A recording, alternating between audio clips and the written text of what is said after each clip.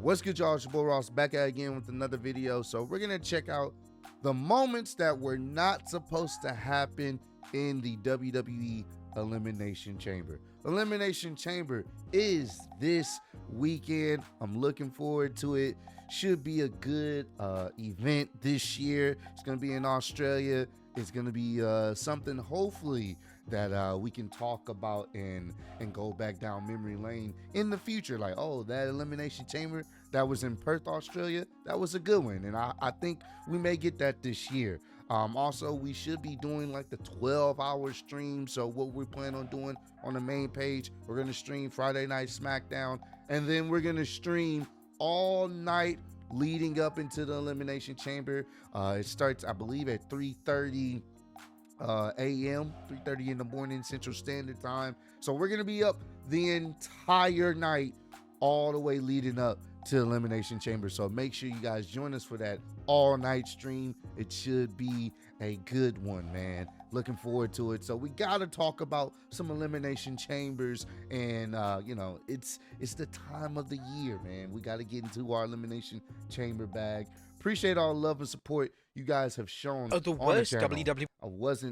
I hate when it auto plays. We're gonna get right into it. That means it's time for us to start the video. Elimination Chamber botches. Number 10, WWE completely missed Nikki Cross's elimination EC 2023. The Women's Elimination Chamber match opened the highly anticipated 2023 Elimination Chamber show, and for the most part, the match delivered.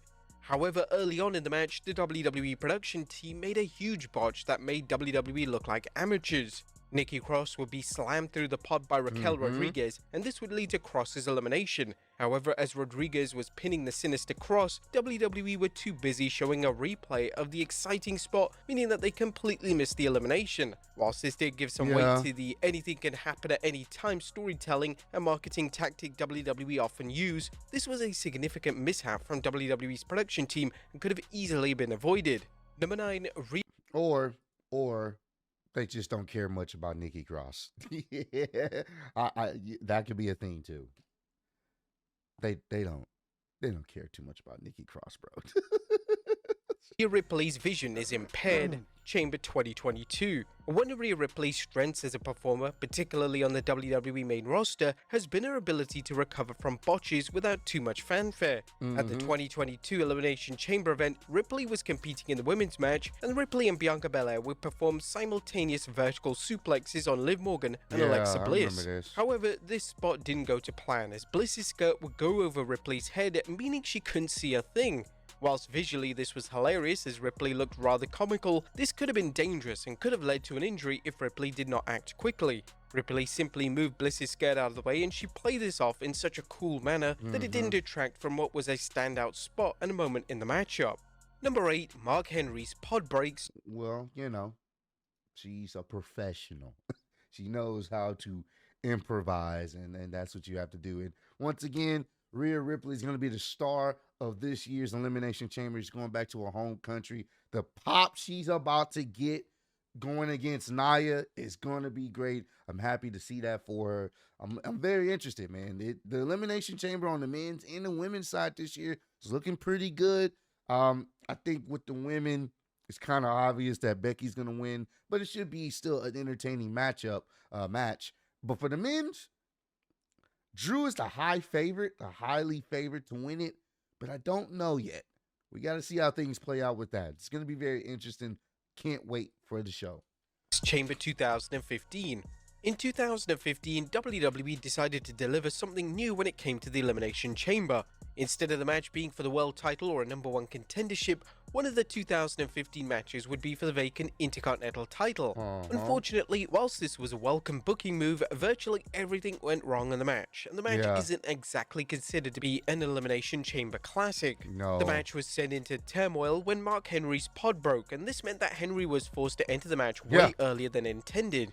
The nature of the chamber match means that most spots and timings are planned out way in advance, yet this sent everyone into the match into a panic as they didn't know what to do. It was obvious watching as a viewer that the match had completely fallen apart. As for the portion of the match, the competitors were just standing there seemingly waiting for instructions. Number 7, Kane enters early. Yeah, and that's one of those scenes where he obviously wasn't supposed to come out there at that time.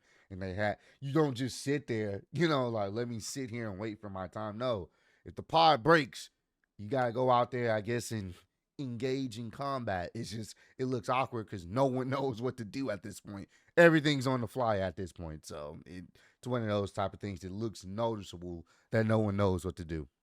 Early Survivor Series 2002. The inaugural Elimination Chamber took place at the 2002 Survivor Series event, and it goes without saying that if this match wasn't received as well as it was, then the Chamber wouldn't be a WWE staple over 2 decades later. Facts. The match was universally praised, yet there was one major mishap in the match that fans weren't aware of. The plan for everyone in the match was at the top of their game, and they managed to continue as if nothing went wrong. Easily one of my favorite Elimination Chamber matches. It's the first one. It's fucking classic, iconic. During an interview with ESPN, Chris Jericho, who was featured in the match, stated that they were forced to call the match on the fly when the botch happened. They opened the wrong door. They opened the door for Kane to come out rather than Shawn Michaels, so all of the stuff that we had come up with in the back and all this effort and time we'd basically wasted, thrown out the window. We had to call it all on the fly. Number 6, Brock Lesnar goes off script. And once again, professionals. Sometimes you got to call it on the fly. And it's crazy. They had a tough time doing it when Mark Henry's pod ended up breaking. They had a tougher time calling it on the fly. There, you wouldn't have known. You would have thought Kane was supposed to come out at that time. I never knew that. Never really knew that. It looked fluid. Again, professionals. And that's the theme in this videos. Being professional. Script, Elimination Chamber 2022. The sight of Brock Lesnar causing bedlam in the 2002 Elimination Chamber was truly a sight to behold. Whilst incredible to see a mixture of production errors as well as the event itself running low on time forced Lesnar to go off script in the most insane manner imaginable. When the next person in the match was revealed to be Bobby Lashley, he had already been taken out of the match due to a prior injury. Yeah. Obviously, nobody was expecting WWE to act like Lashley could still enter the match, and Lesnar seemingly picked up on the fan response to this production blunder, as Lesnar decided to smash his way through his own pod and enter the match.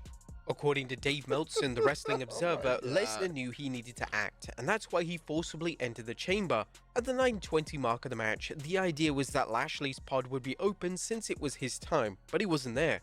Lesnar obviously knew Lashley was going to be taken out and not in the match, but he didn't know they were going to signal for Lashley's pod to open and it not be Lesnar's, as he figured he was next. He also knew that they were running low on time.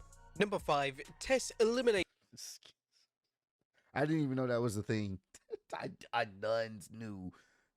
Fuck it. Let me just bust through the pod myself. We ain't got much time. Let's get this shit over with so I can win the damn match. That's literally what it was. Let's get this shit over with so I can win the damn match. Go home. Hardcore Holly, December to Dismember 2006. WWE's reimagining of the ECW brand was realized with an infamous pay-per-view in late 2006 known as December to Dismember. This show was evidence that WWE had no idea what made the original ECW product so special and so unique, and the backlash to the event was so overwhelmingly negative that the blame unfairly fell on Paul Heyman, as he was outright fired by WWE. The pay-per-view itself was headlined by a lackluster Extreme Elimination Chamber match, and the match had a weird botch and it occurred during the elimination of Hardcore Holly. Tess would hit a trademark big boot on Holly, and for whatever reason, Holly didn't bother to kick out. As this was a scripted elimination, the referee ignored Holly's lack of a kick out and declared that Holly had been eliminated, to the utter confusion of the fans. Number 4, Kalisto's foot gets stuck.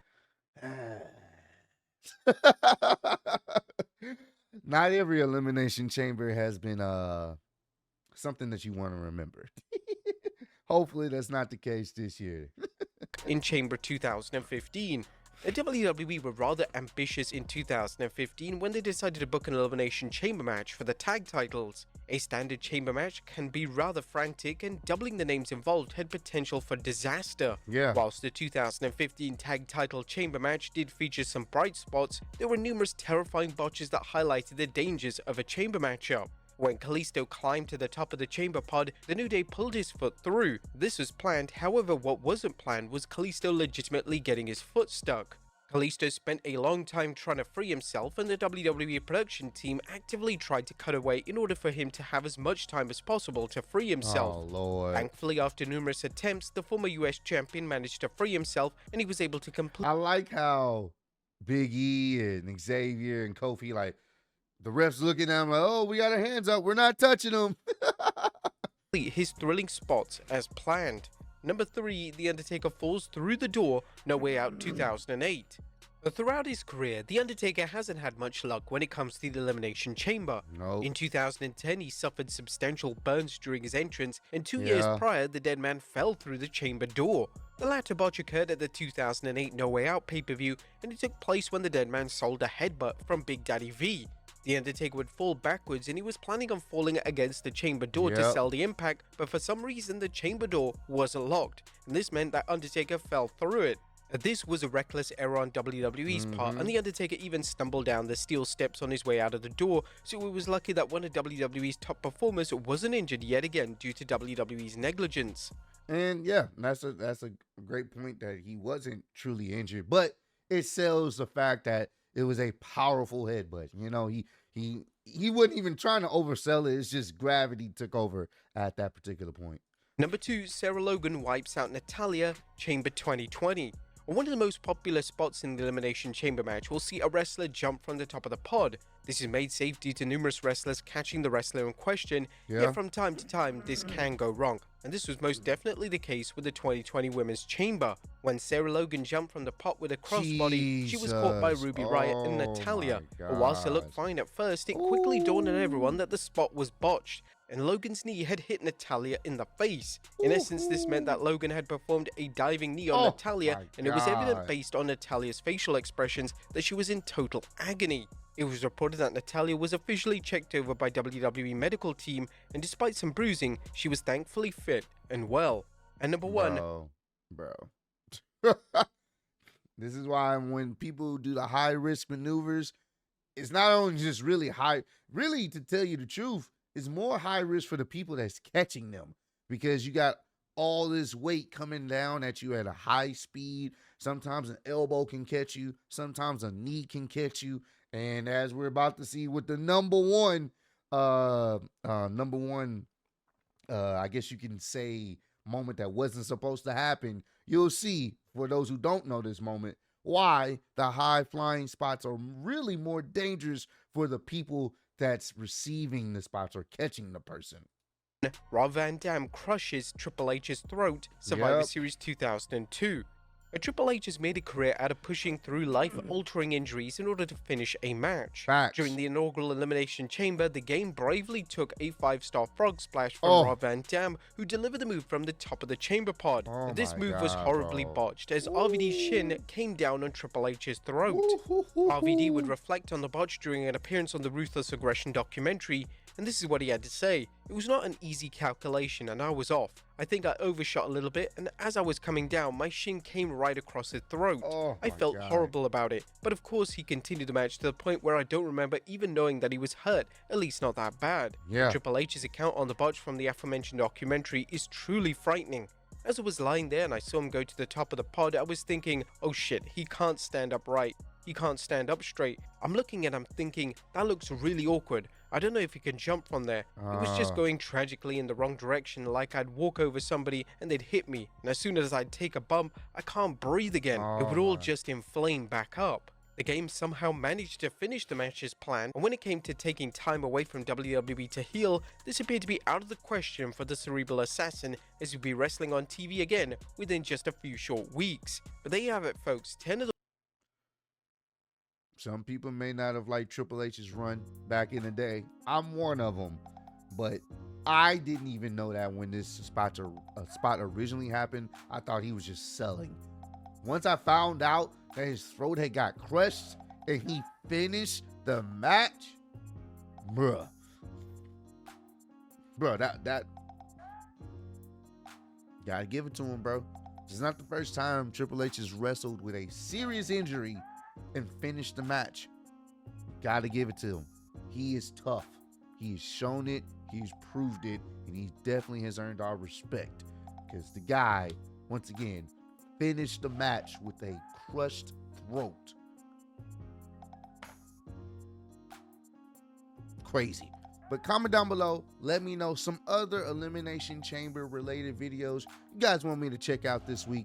Once again, Elimination Chamber is this Saturday, so we're looking forward to it. We're going to be doing an all-night stream leading up to the start of the show on the In the Clutch page, so make sure you guys join us. It's going to be a great time. The Elimination Chamber starts for us at 3:30 in the morning, so it should be a great one. I think it's 3:30 or 3 o'clock.